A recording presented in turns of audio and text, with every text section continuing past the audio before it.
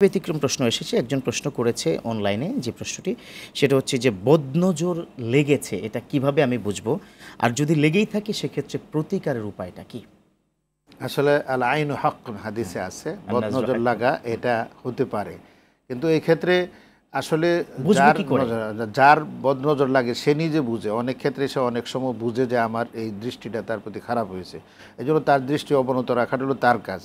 আর যদি সেখানে কারো গায়ে বদদোয়া লাগে তাহলে সেই ক্ষেত্রে তো আসলে কোরআনের সূরাতুল ফাতিহা, সূরাতুল শিফা আছে, এটা পরে ফু দেওয়া যায়, অথবা তারপরে দোয়াটা ফু দেওয়া যায়। সূরা চারকুল বলতে মুআওয়াযাতান পরে ফু দেওয়া যায়, এটি পরে ফু দেওয়া যায়। আরেকটা আছে আল্লাহ রাসূলের যে হাদিসের শিক্ষারেরা দোয়া পড়তে, আল্লাহুম্মা আউযু বিকালিমাতি তাম্মাতি মিন আজিদু মিন আউযু বিল্লাহি বিল কালিমাতি তাম্মাতি আজিদু ফিহি জি আল্লাহুম্মা ইন্নী আউযু বিকা মিন শাররি মা আজিদু ফিহি ওয়া উহাযির ফিহি ওয়া হুয়াযির। এইটা আমরা দোয়াটা পড়তে পারি সেখানে।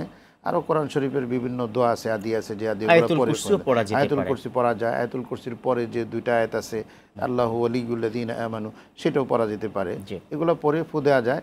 এরপরেও উনি ওনার বডিতে দিবে, হ্যাঁ বডিতে ফু দিবে। ওনার কি রুমে বা যেখানে অবস্থান করছে সেই জায়গায় কি না? আল্লাহ রাসূল তো মিন খাওয়াসিল কোরআন আছে, আল্লাহ কান ফি উলুমুল কোরআনে, সেখানে কিন্তু মূলত এইগুলা আছে কোরআন শরীফের বিভিন্ন জায়গায় আছে। যেমন ফাসাবা ইসারুন ফিহি নারুন ফাহতারাকাত, এখানে যদি কারো কোনো থাকে তাহলে সেটার মধ্যে ওইদা বাতাসতুম জব্বারিন, যদি বিষাক্ত কোনো সাপ সেনে তাকে আঘাত করে, সেটা এরকমভাবে করা, এই ধরনের আছে। তবে এগুলাকে কিন্তু মুআসসিরে হাকিকি মনে করা যাবে যে এইটার কারণেই সুস্থ হয়েছে।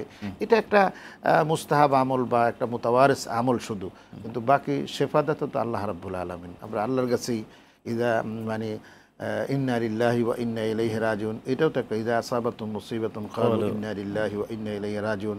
যখন কোনো মানুষ কোনো বিপদে পড়ে তখন আল্লাহর শিক্ষা হচ্ছে কি সে সাথে সাথে বলবে ইন্না লিল্লাহি ওয়া ইন্না ইলাইহি রাজিউন। চমৎকার করে আপনি বলছিলেন, একজন দর্শক অনেকক্ষণ ধরে অপেক্ষা করছে, ফোনটাও নিয়ে নিচ্ছি। জি প্রিয় দর্শক, কে বলছেন, কোথা থেকে বলছেন, প্লিজ আপনার প্রশ্নটি করুন। আসসালামু আলাইকুম ওয়া রাহমাতুল্লাহ। ওয়া আলাইকুম আসসালাম ওয়া রাহমাতুল্লাহ। পাবনা সুজানগর থেকে আব্দুল জব্বার বলছিলাম। প্লিজ।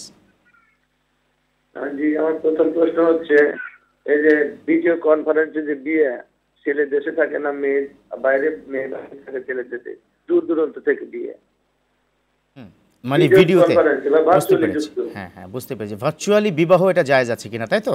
ইসলাম কি বলে? আরেকটা প্রশ্ন আছে, আরেকটা প্রশ্ন বলুন। আরেকটা প্রশ্ন হচ্ছে যে এই শয়তান, যে ইবলিস, যে শয়তান নাম, কেউ কেউ মকরুম বলে, কেউ কেউ আজাজিল বলে। আসলে উনি কি ফেরেশতাদের সর্দার ছিল না জিনদের সর্দার ছিল? আসলে নামটা আগে কি ছিল? নামটা আসলে কি? জি জি থাকুন আপনি আমাদের সাথে, ইনশাআল্লাহ দুটো প্রশ্নের জবাব পেয়ে যাবেন। প্রথমটি ভার্চুয়ালি বিয়ে, ছেলে আমেরিকা মেয়ে বাংলাদেশ, ভার্চুয়ালি বিয়ে করার প্রক্রিয়া কি বা এটা কতটুকু ইসলাম সম্মত?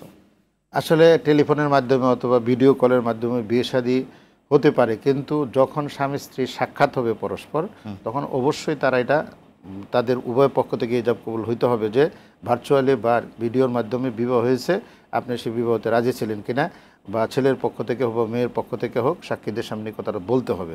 কারণ ভার্চুয়ালের মধ্যে অনেক কিছু প্রতারণা হতে পারে, ফেস পরিবর্তন করে, সাউন্ড পরিবর্তন করে, অনেক কিছু হয়ে যাচ্ছে সেখানে। এই জন্য এটা বিয়ে এতটুকু আগদের প্রাথমিক কাজ হলো, কিন্তু যখন তারা সাক্ষাৎকার হবে তখন তারা অবশ্যই এই ক্ষেত্রে এটা পরিষ্কার করতে হবে। যদি সেখানে কেউ অস্বীকার করে বসে তাহলে তো বিয়ে হবে না, নতুন করে আবার বিয়ে তাকে পড়াইতে হবে।